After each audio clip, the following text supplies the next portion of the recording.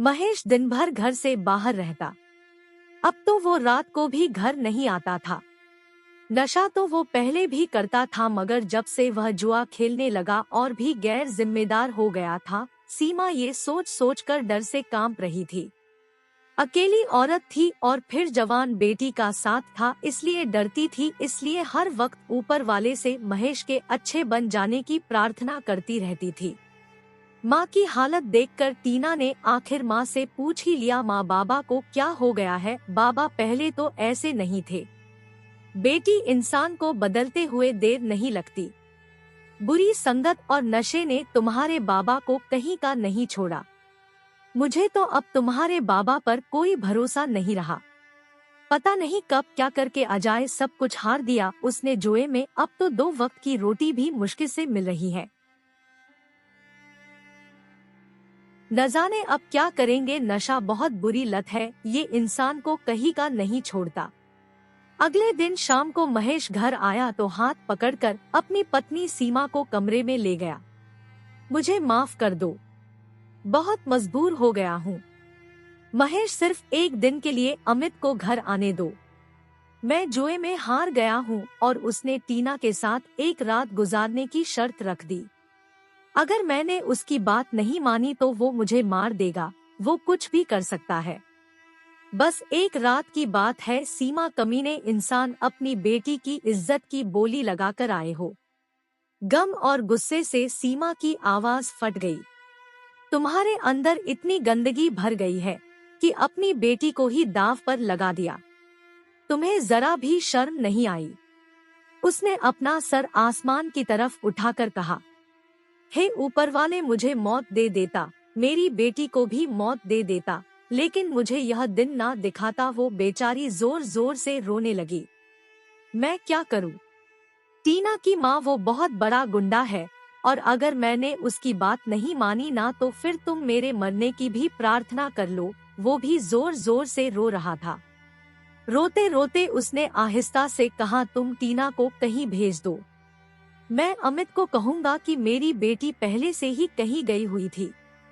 उसने रोते हुए किसी उम्मीद से सीमा को देखा। टीना जो सब कुछ सुन रही थी, उसके दिमाग में धमाके हो रहे थे। आंसुओं ने पलकों को भिगो दिया था। वो सोचने लगी, न जाने अब क्या होने वाला है। उसे तो यकीन ही नहीं हो रहा था उसके बाबा उसके साथ ऐसा भी कर सकते हैं। रात होते ही सीमा ने अपनी बेटी को बड़ी सी चादर में लिपटाया और कहा, चली जा। मगर माँ, तुम कैसे करोगी ये सब कुछ? टीना ने पलटकर अपनी माँ से रोते हुए पूछा। मैंने कहा, टीना तू जा, बस इससे पहले कि वो आदमी और तेरा बाप घर आ जाए, निकल जा यहाँ से, इस नर्क से। माँ ने रोते हुए उसे घसीटा। पर माँ, मैं कहाँ जाऊंगी? टीना डरी हुई सी बोली, तुम घर के पिछले हिस्से में जहाँ कूड़ा पड़ा रहता है ना, वहाँ जाकर छुप जाओ, सुबह आना। उस कमीने इंसान को मैं तुम्हारी जिंदगी तबाह नहीं करने दूंगी, चाहे मुझे खुद तबाह होना पड़े। तुम्हारा बाप नशे में पागल हो गया है। वो अपना नशा पूरा करने के लिए कुछ भी कर सकता है, मगर मैं अपनी बेटी की इज्जत कभी बर्बाद नहीं होने दूंगी। तो माँ, हम दोनों ही कहीं चले जाते हैं ना और वापस ही नहीं आएंगे। नहीं नहीं, अब टाइम नहीं है, वो आते ही होंगे ऊपर वाले के लिए। तू जा। सीमा ने उसे पकड़कर जबरदस्ती दरवाजे से बाहर कर दिया। वो जैसे सब कुछ भूल चुकी थी। उसके पैरों तले से जमीन निकलती जा रही थी। टीना बड़े से दुपट्टे में कांपता वजूद लिए घर से बाहर निकल आई। घर के पिछले हिस्से की तरफ बढ़ी। वहाँ चारों तरफ अंधेरा ही अंधेरा था। आवारा कुत्ते के भौंकने की आवाज पर वो डर गई। डर और खौफ की वजह से उसने अंधाधुंध भागना शुरू कर दिया। फिर वो भागते भागते रुक गई। उफ मेरे भगवान, यह मैं कहाँ गई हूँ? उसने इधर उधर नजर दौड़ाई। भागते हुए उसे एहसास ही नहीं हुआ कि वो घर से कितनी दूर निकल आई। अचानक उसके दिल में अपने बाबा के लिए बहुत नफरत उमड़ आई। उसका बाप जुआरी और नशेड़ी था और जुआ खेलने के बदले में अपनी जवान बेटे की इज्जत दांव पर लगा आया था। क्या ऐसे होते हैं बाप? उसने रोते हुए ऊपर वाले से प्रार्थना की है, ऊपर वाले ऐसे लोगों को कभी बेटी ही ना दे जिसे बेटियों की रक्षा ही ना करनी आती हो। वो बहुत गम में थी। पिता तो बेटियों की छाव होते हैं, रक्षक होते हैं, और टीना का पिता ही उसे अपने हाथों से उस दरिंदे के हवाले कर रहा था। आंसू थे कि टीना की आंखों से रुक ही नहीं रहे थे। वो एक जगह बैठकर जोर जोर से रोने लगी।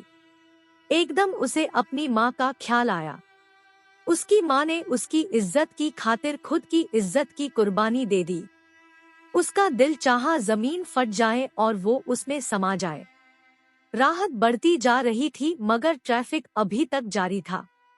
धुआं उड़ाती ऑटो रिक्शे, तेज रफ्तार कारें, उसने चारों तरफ देखा। कहाँ जाए, क्या घर वापस जाकर वहीं कचरे के ढेर के पास बैठ जाए।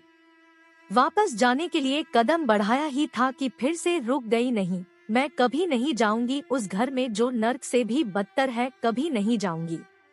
जहां उसकी इज्जत उसके बाप के हाथों ही सुरक्षित नहीं, वो कैसे उस घर में वापस जाए जहां उसके बाप ने उसे जुए में हार दिया। उसे समझ नहीं आ रहा था कि वो क्या करे, कहाँ जाए। उसकी माँ का चेहरा बार बार उसकी नजरों के सामने आ रहा था। रोती हुई, सूजी हुई आंखें, शर्मिंदा सी, वो कल कैसे अपनी माँ का सामना करेगी। उसने अपनी बेटी की इज्जत के खातिर खुद की इज्जत बर्बाद कर दी। अपनी माँ को ऐसी हालत में कैसे देख सकती है। उसका बाप तो बगैरत हो ही गया है। वो कब तक अपनी इज्जत को बचाएगी? आज नहीं तो कल उसका पिता फिर जुआ हारेगा। वो पिता फिर बेटी की इज्जत को दांव पर लगाएगा। उसकी माँ कब तक उसको बचाती रहेंगी? उसने उसी पल सोचा कि वो अपनी माँ को रोज रोज मरते नहीं देख सकती, या उसकी माँ रोज ही उसके बदले नहीं, वो अपनी माँ को रोज रोज मरते नहीं देख सकती। इससे तो अच्छा है कि वो खुद ही मर जाए। ये सोचकर टीना का दिल फटने लगा। वो सड़क के बीच में खड़ी हो गई। तेज रफ्तार कार उसे कुचलती हुई आगे बढ़ गई।